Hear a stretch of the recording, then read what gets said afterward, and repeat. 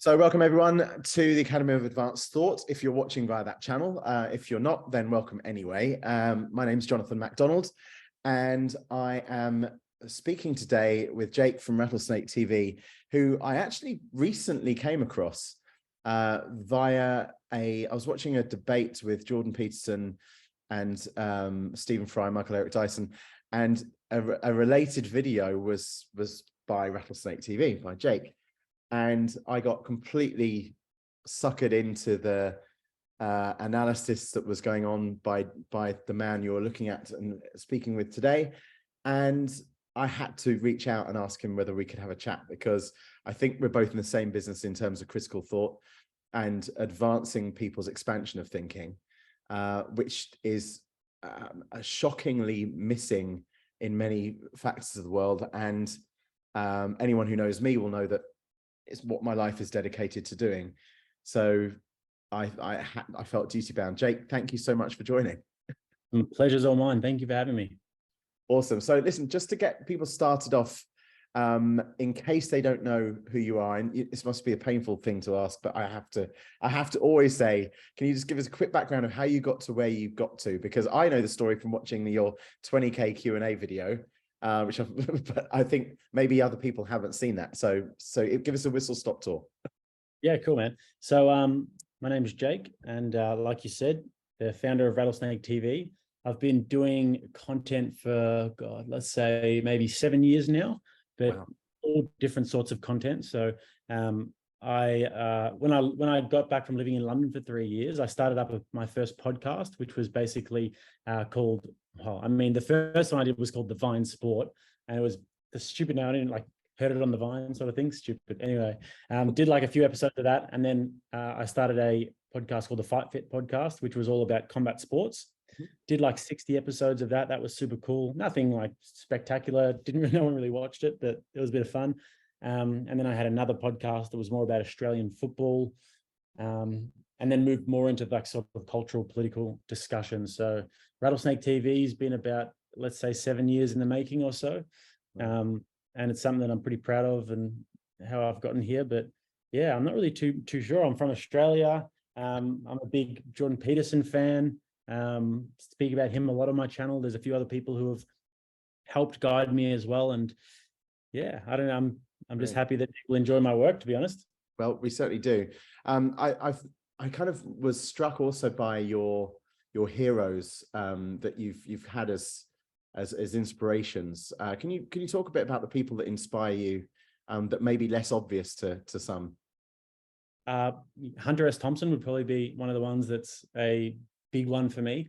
Buy the ticket, take the ride. I love Hunter S. Thompson. I'm a little bit of a wild man myself. Like I do some crazy shit and I take some big risks and I go on some crazy adventures, and I've got a real taste for the more sort of fringe things in life. So I'm not your sort of conservative choir boy by any means. So that people might be a little bit surprised to know that about me. I'm currently traveling around the world. And I'm in Bangkok at the moment, but I've been doing a few videos around South Korea and Japan and Taiwan, which I'm going to be releasing soon. But I love Hunter S. Thompson because he's like a crazy sort of like journalist with no filter who creates his own style of gonzo journalism. And one of his, I can't remember the exact quote, but something along the lines of, you want to get to the end of your life battered and bruised and broken, rather than just sort of getting there nice and safely. So yeah, I live my life by that way quite a lot. So he's a big one. Douglas Murray, Gad Sad, these guys who I've read a lot of. Michael Knowles, watched a lot of him. Chris Williamson's another guy who I've followed for a number of years and seen him go from very small to now just enormous, and it's hugely inspiring. Christopher Hitchens is a real leftist that I've been hugely inspired by as well, just through his grasp on the English language and his grasp on debating and communication skills and humor. And yeah, so I don't know, I think I've taken a lot of different influences from all different sort of areas of life and sort of mashed them all together for some weird little it's interesting because I see martial arts in the same way. I've been involved in martial arts for the whole of my life, and I'm 50 now, and I've realized that the the way that I've probably become effective at martial arts has been because of a mix of martial arts that didn't. I mean, I started with more traditional arts, and then, I mean, back in the olden days when I was a kickboxer, when I first got black belt, that was at the origin of K1, the predecessor to MMA. But when mixed martial arts came in, I love the fact that we could actually mix up all of these things. And at the same time, the Brazilian Jiu-Jitsu thing kicked off.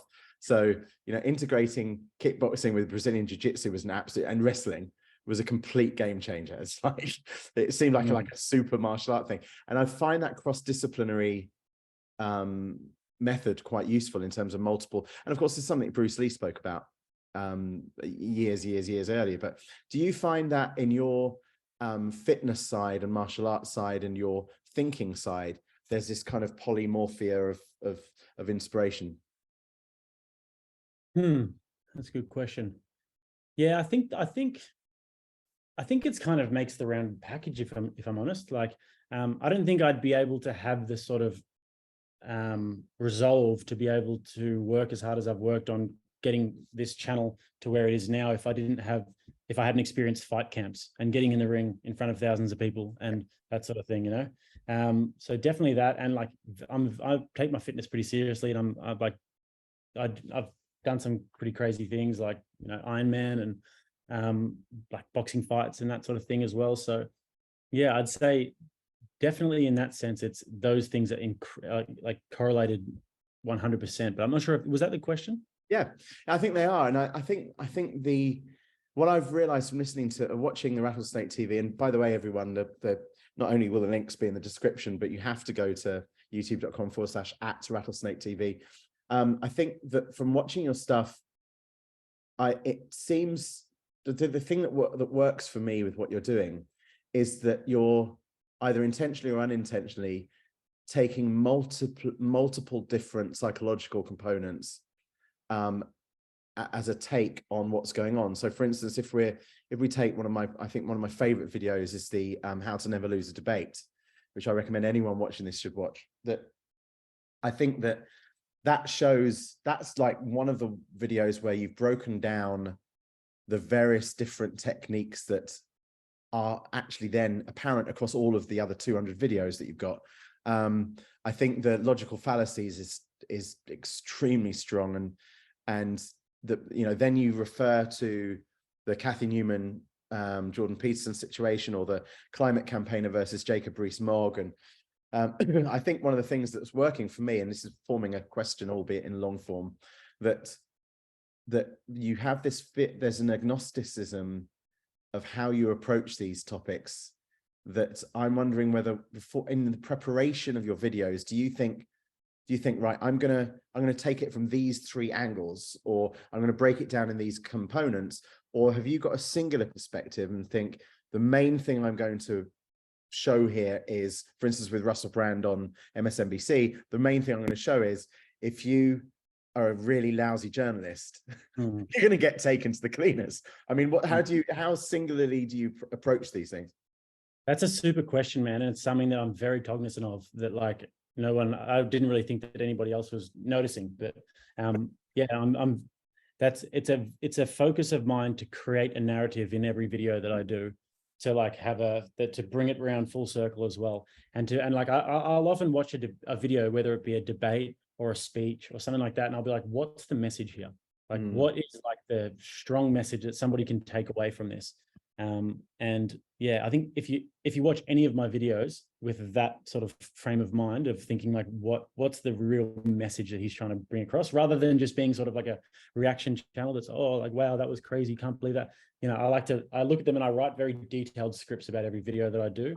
And yeah, and like, yeah, they're like, it looks like I'm just presenting, but I'm not. I'm looking away, reading my scripts, presenting, reading my scripts, presenting. You know, that's smart. Write an essay. Right. I didn't know. I'm so pleased for that reveal, because you were, I mean, you're evidently a polymath, but the way that you present it looks as if you're thinking it's seamless, so it flows in real time. But I can see that narrative. There is definitely a narrative that's being constructed. I mean, let's take the Peterson Fry Michael Eric Dyson debate. I think without mentioning it, you also then showed not only what intellectual superiority looks like, you also showed what the downside of ad hominem looks like. The various different appeals, the weakness of certain appeals. And also the styles make fights in terms of debates as well. Yes. That was a big message I got across from that, is that, like, yes, you know, so many people when they engage in a debate, you know what you're going to get. Whereas if you can be like Peterson or Stephen Fry, who are very calculated, and they're always watching, and they're always 2 steps ahead, and they always adjust their temperament to the person that they're speaking to. That's extremely effective. If you're like, but you have to be tuned in to the conversation to see that, notice it. Yeah. True. I mean, I was Stephen Fry's pen pal actually for quite a while. Oh yeah. Yeah, via email for many years. We started to. I wrote an article called "A Sect Cannot Be Destroyed by Cannonballs," about the inefficiency of handling terrorists in an aggressive way. And he then retweeted me and then burned or what we call fried my site, because suddenly there was 2.5 million people went onto my site, crashed the server. My Twitter following went from 3,000 to 40,000 overnight, and then we became contacted and we kept writing to each other. And one of the things that I've admired about Stephen's work and a view is that the landscape in which he sees a conversation is multi-tiered. And what he doesn't do entering a conversation is what would be called the argumentative theory of reasoning, which is, I want to win the argument regardless, which is more like the Michael Eric Dyson approach. He actually looks at it as and I know this from him personally, is what can I learn from this conversation? So being aware of what the conversation is actually teaching me. I was writing that down, sorry. Yeah, sure. Argumentative theory of reasoning. Yeah, argumentative theory of reasoning is a cognitive bias where people will set out to win the argument regardless of the cost and regardless of the logicality. So if you take Bill Gates' successor in Microsoft, he was an example of someone who would do anything to win an argument regardless of whether or not it's right or not. And of course, the outcome of that sometimes is a Pyrrhic victory. And a Pyrrhic victory, for those who don't know, is something that costs more than the win results in.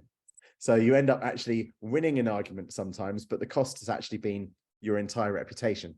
But one of the things that Stephen seems to do is that he enters an argument or a debate with an objective of learning from it rather than winning it. Secondly, he enters it with a respect for the other person, even if he vehemently disagrees. And one of the questions I had for you was, when you enter a debate or a conversation, or let's say an argument in its literal sense, rather than having to be an aggressive argument, what's your strategy of entering a debate, regardless of whether it's in a boxing ring or whether it's in an on-stage Q&A? What's your mindset when you enter that arena? Yeah, so it's exactly the same with boxing, and this is why I often make boxing references when I'm talking about debating, in the sense is that you hit as hard as you get hit, and you sort of you only sort of exert yourself to the point of what your opponent's doing. So when I'm in the boxing ring and sparring, if I'm sparring somebody who's a full-on novice beginner, then I'll go in there and I'll just go really soft, really light, just like light jabbing. But there have been occasions where those novices have, tried to throw haymakers, and then you got to teach them a little bit of a lesson. So that's a very, very common thing. I'm sure you'll know that about martial arts, is that there's always that. It's kind of almost like a coming of age process that everyone has. I've had it done many times where I've gotten cocky and been training for a few months, think I'm good, get in the ring, try and spar someone a lot better than me, and I get beaten up. So that's kind of my mentality with debating. It's like, if I can see that they're not acting in bad faith, but they know that I know that what they're saying is very misguided, then I'll try and drip feed them little bits of knowledge here and there, or like I'll try and drip feed them little bits of ways in which that they can adjust their thinking. And whether that's normally through open-ended questions, and normally through leading them to their own conclusion and, you know, asking certain open-ended questions that make them rethink, and then eventually, ideally, in a perfect world, they'll arrive at that destination themselves. If you're a really good conversationalist, they'll arrive at that destination and they'll say what you sort of intended them to think. Yeah. But it sounds manipulative, but it's not if it's done in good faith. Yeah, I agree. There's a fine line, isn't there? Well, is there a fine line, or is it actually a very straightforward line between progressive discovery and manipulation? And I think you're right in the inference that intent is the differentiator between that. If the intent is malice to some extent, then that becomes manipulative through its maliciousness.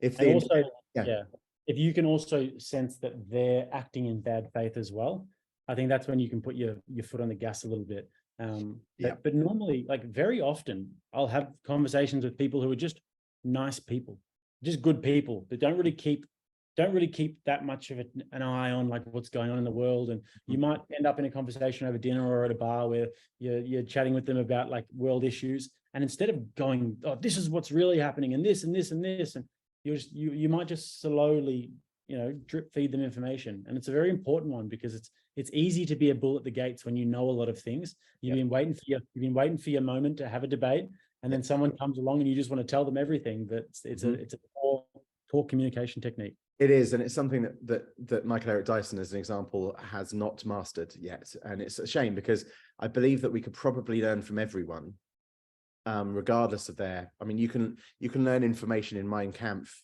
as much as you can learn information from Schindler's List. You can learn information from Donald Trump as much as you can learn information from Joe Biden. It's just the information that you're learning from, if you can see it without bias. One of the questions I had about Jordan Peterson was, my wife and I have a kind of a conversation occasionally around the difference between a surface level framework of thought and an ontological argument. So, and Jordan knows the ontological arguments, but sometimes and runs a high risk, either intentionally or unintentionally, of being misquoted because of the surface level arguments he's talking about. So, for instance, if he's saying, almost always taken out of context on video clips, but when he's saying something of like there's a correlation between alcohol and attacks on women in bars and makeup and workplace harassment, that's likely to trigger the woke debate of one kind or another up here. But the ontological argument is what the reasons are of people's hatred to other people, or rather, even more importantly, the fear that people have of other people.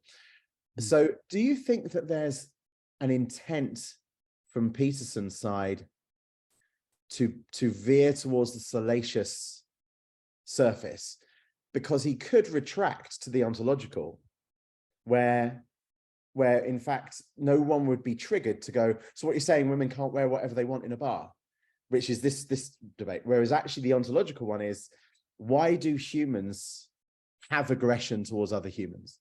You know, where is the Freudian link here on that, or the Orpheus link in that? What causes that? And I'm wondering why he would go here when he must know, and it's evidently damaged his health to some extent,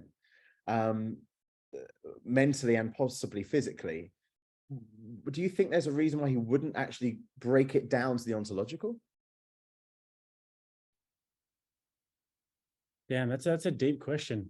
I'm really not too sure about that. I'm not too sure. I don't know if I'll be able to give you a really good answer to it, but I've seen him do that a lot of times as well, when he's asked certain questions about, like, for example, he did it with abortion, like when he was asked about that, because he's not somebody who really takes like a specific stance on it. But he wasn't saying, oh, I'm pro-life or I'm pro-choice, but then he rather broke it down and was like, we have to have the discussion of why, of like sexual morality in our society, you know? And I thought that was a really interesting take, because you get just take one side or the other, but he sort of broke it down and had that more deep, fundamental philosophical argument about it. But yeah, man, I don't know. I'm really not sure about that. It's a good question though. But it's interesting, isn't it? Because, and I'm to be honest, I'm not sure about anything. So all of these questions are kind of like, or just mental kind of circular loops that I go through. And I love speaking about these things with people like you, because you seem to be on this journey of self-discovery, self-awareness that's also reflecting to other people, the viewers' self-discovery. I mean, looking at the comments in your video feed is just, you know, almost, I'd say well over 50% of people who are just like, you've completely opened my mind to what's going on here. And so I was interested in terms of have you learned, what would you say have you learned during your 201 videos that are on your channel so far? What would you say the key takeaways have been that you've actually grown from?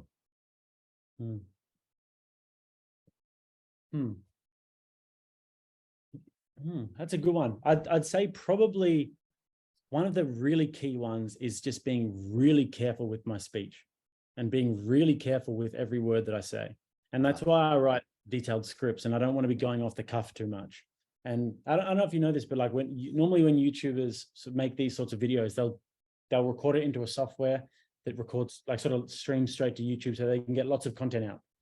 I record mine and then edit it in Final Cut Pro, like a proper like documentary type film, and then export it. And then, so it's a longer process. But the reason why I do that is because I want to make sure that every line that I say is like right down to the wire in terms of like what I'm trying to get at.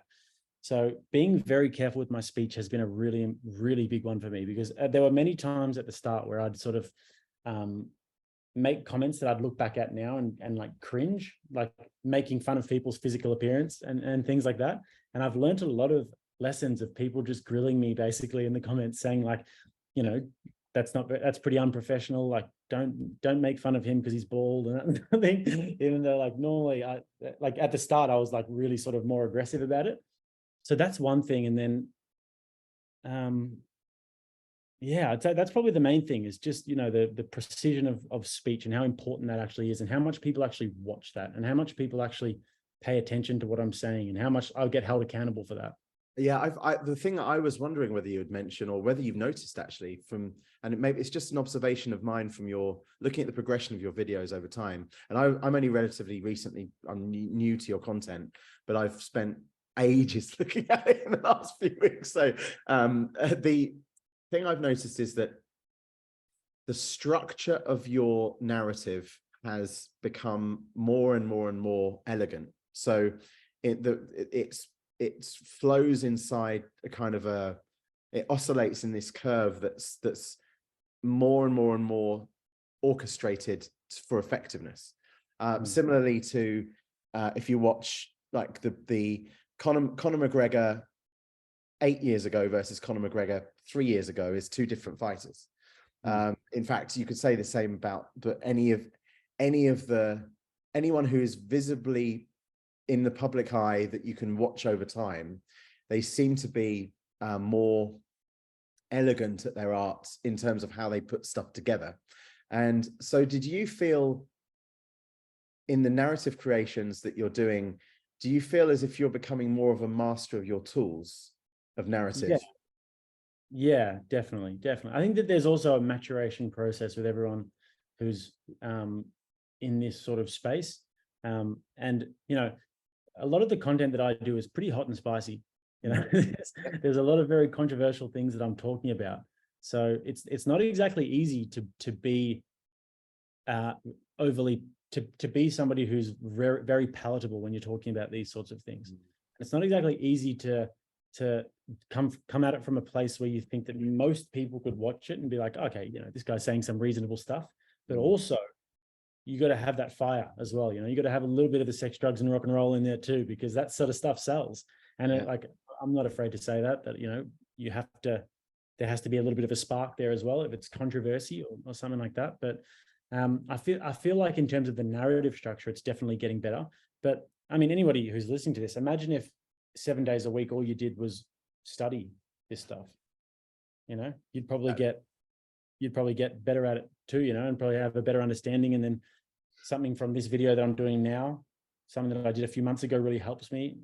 So I find that, I mean, I've been a keynote speaker on stages for many years now, and I've done some TED Talks and spoken all over the world on that, literally thousands of talks. And over the years, I now realize I know what the Q&A at the end. My favorite bit is always the Q&A after keynote. I love random questions from the audience. I absolutely live for that stuff. It really works for me. And the reason it works for me is that I can see now what people are going to ask before the Q&A. During the speech, I can see what the Q&A is going to be. And I know who in the audience is going to ask questions. So I know who's going to ask questions and what the questions are going to be. And so while I'm speaking on stage, I'm creating the answers to the questions that the audience haven't actually realized they're going to ask yet.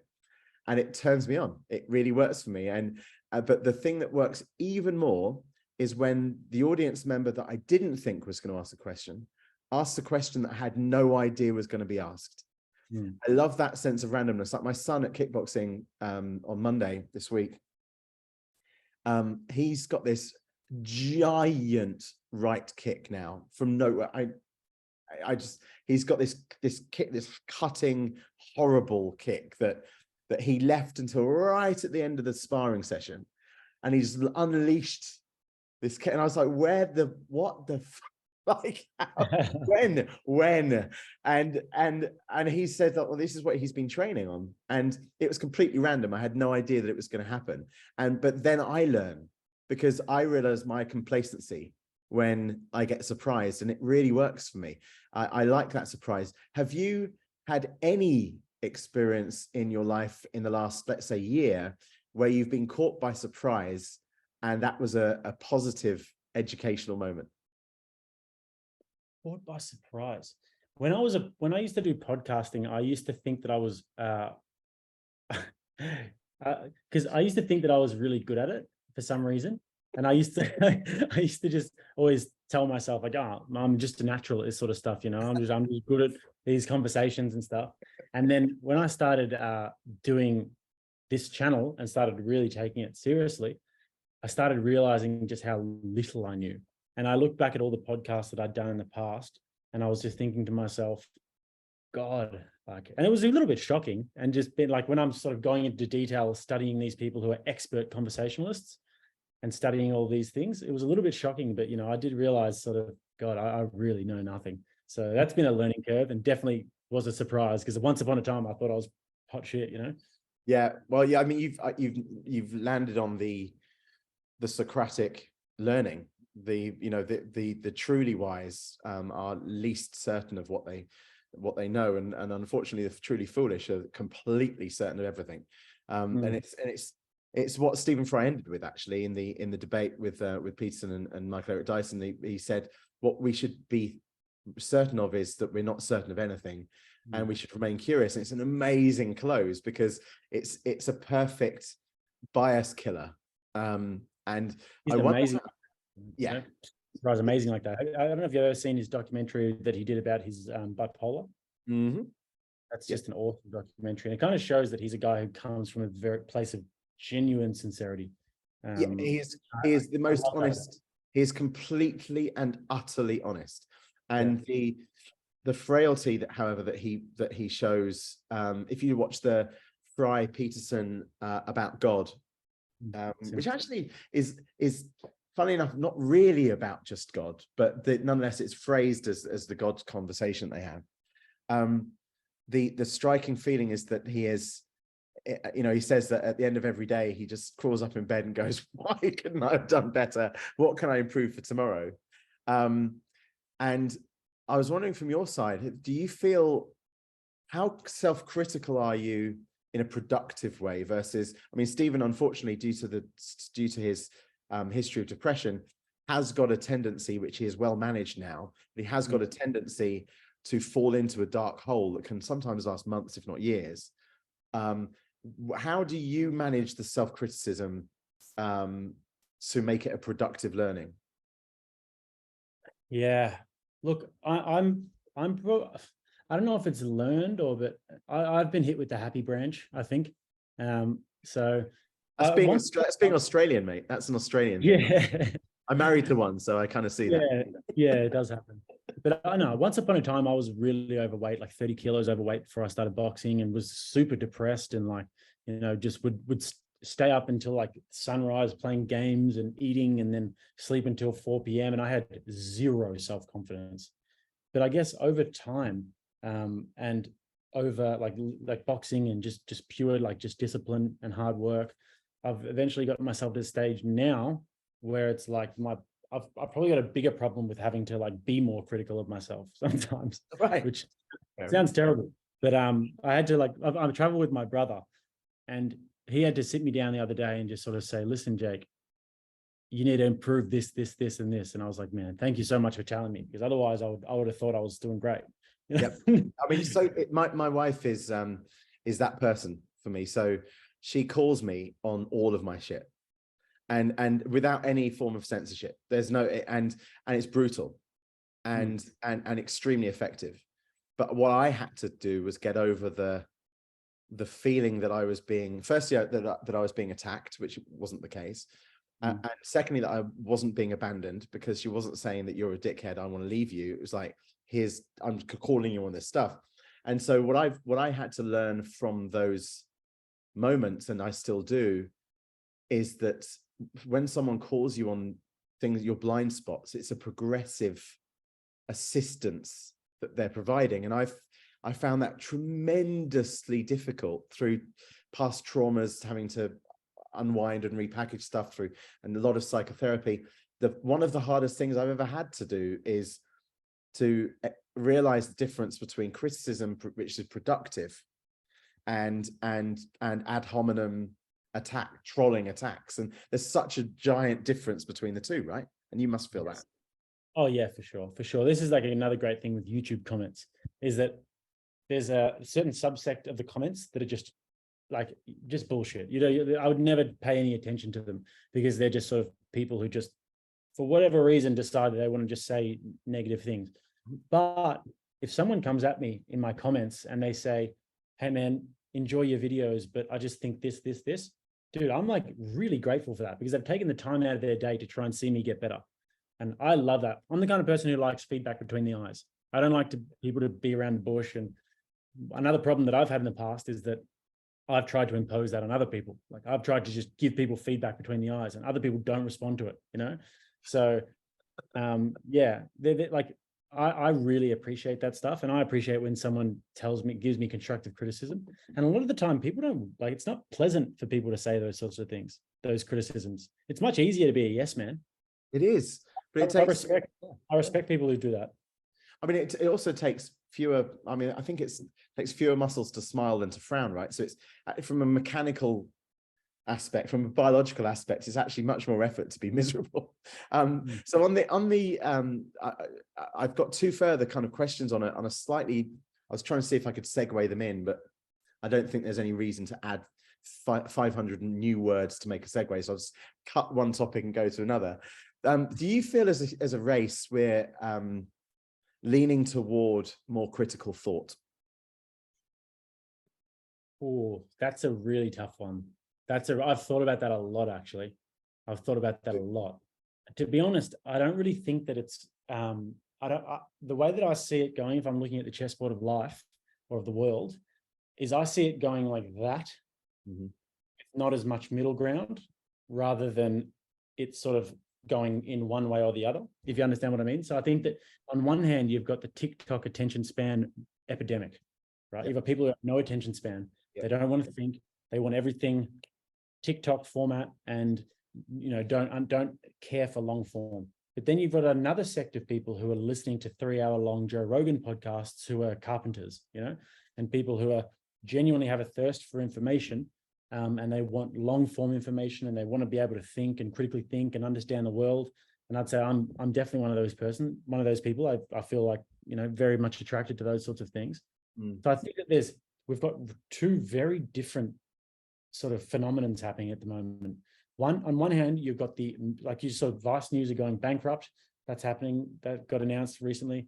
BuzzFeed are gone. CNN are on the brink. Fox have just signed their death warrant, getting rid of Tucker. So you've got that hegemony that's falling apart, and that sort of mainstream media monolith that's falling apart. And it kind of feels like, to me, like it's trickling in multiple directions.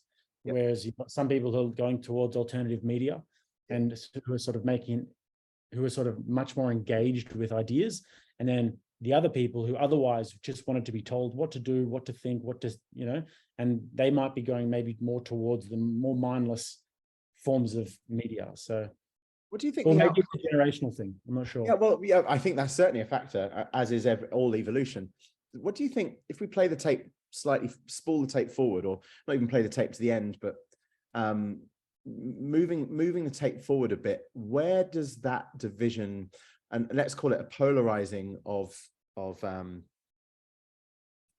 characteristics, where does that go? So does it become, does this let's take it goes this way rather than this way, assuming that we have these factors, does that continue to expand in its difference, or does it go in a circle and arrive back at some form of more blended society where we are more reasonable? There is a bit of the TikTok attention span and a bit more of the long form Socratic debate.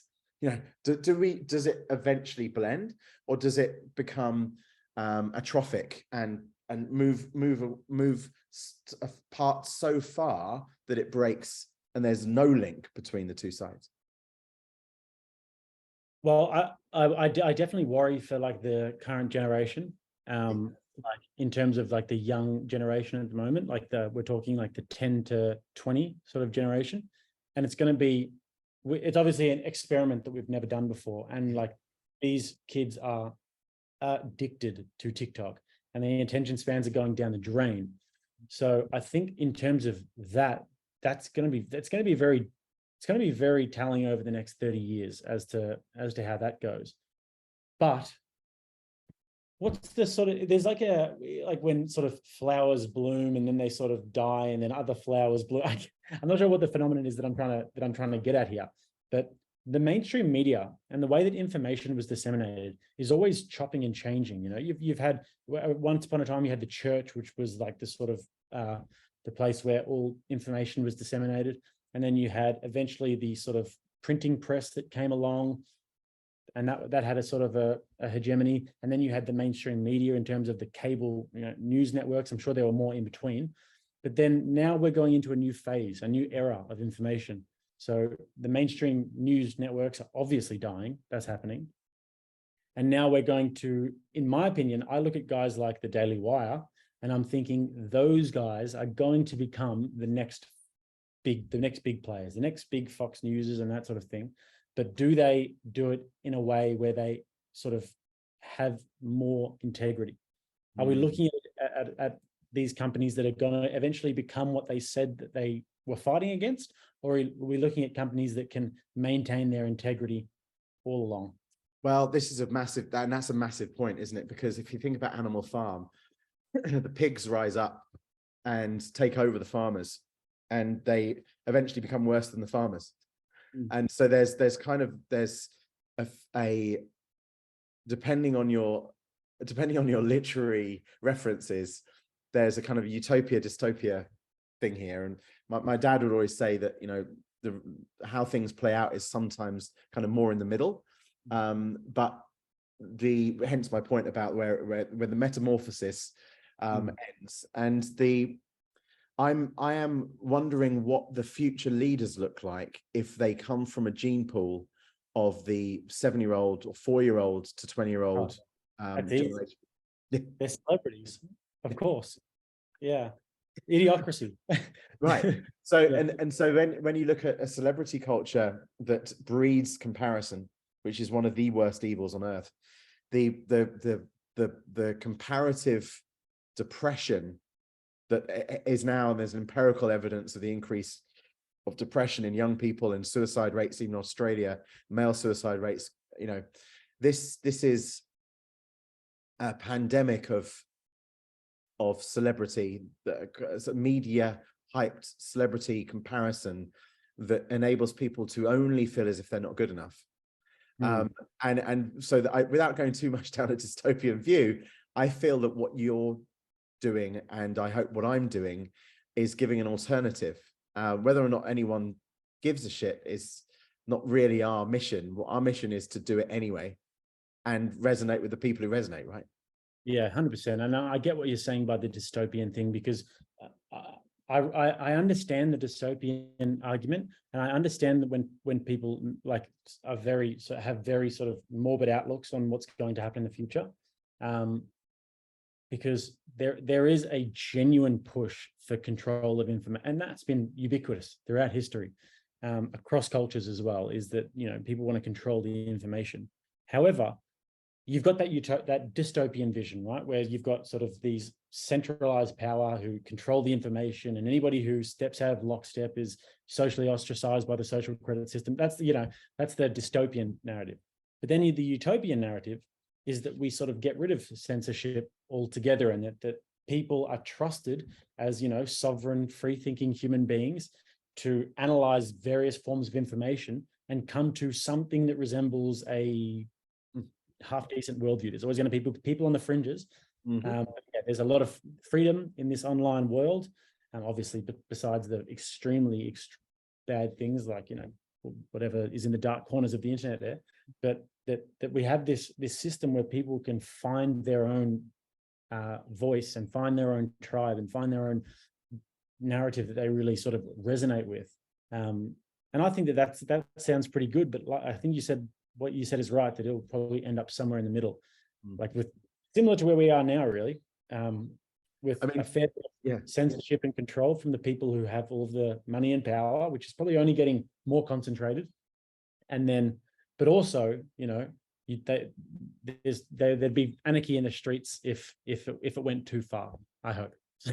Yeah, I think there would be there's risks of both sides. It's what Peterson would argue about the challenges of the radical left are as equal in severity as the radical right. I mean, and I think one of the things that I hope people are getting from that point, that he makes and others, is that radicalization is the thing that's the problem here. It's not whether it's left or right. It's how the long tail of radicalization then plays out. And there is some real proper threat in that, from a societal level. The othering that comes from that is insane, and it's an issue. Anyway, so in closing, I wanted to go to a kind of a progressive thing of what's the future of Rattlesnake TV. You've built a community where it has gone from 0 to 10 to 20 to 30 to 40, now 136,000 at the time of recording, which I imagine by Christmas this year will be double, if not triple that. What, rather than just numerics, where is Rattlesnake TV going progressively moving forward? What do you see it as in a year, 5 years, 10 years? What's the long tail? Well, I did have a rapid period of growth, and YouTube was looking upon me favorably for a little while, but that stopped a few weeks ago, and they kind of pulled the rug, and my numbers have been down the drain ever since. So it's not going great at the moment in terms of that, but I'm going to stay on the horse, and hopefully things will change, and hopefully I can develop a little bit with other platforms as well, Locals and Rumble and that sort of thing. But the future of Rattlesnake TV, I think I mentioned to you that I've been traveling a little bit. And we did a video where we've been interviewing girls from different countries. We'll go interview women from Taiwan and interview women from Korea, and we're doing Thailand soon, a little bit about like dating preferences and stuff. So it's quite fun sort of videos. I'm going to be doing a fair bit of that. And also hot take videos. Like I asked South Korean people what they think about North Korean people. I was asking the Taiwanese people how they feel about China. Do you think that Taiwan is a part of China? So those videos should be pretty cool when they come out. So I want to make, basically, I've always idolized people like Louis Theroux and what Vice used to be and that sort of thing. And I want to make hard-hitting documentary style journalism because I think that there's a bit of a vacuum that's opened up there. Yeah, you know what, you've hit the nail on the head. I can see the next generation Louis Theroux in you.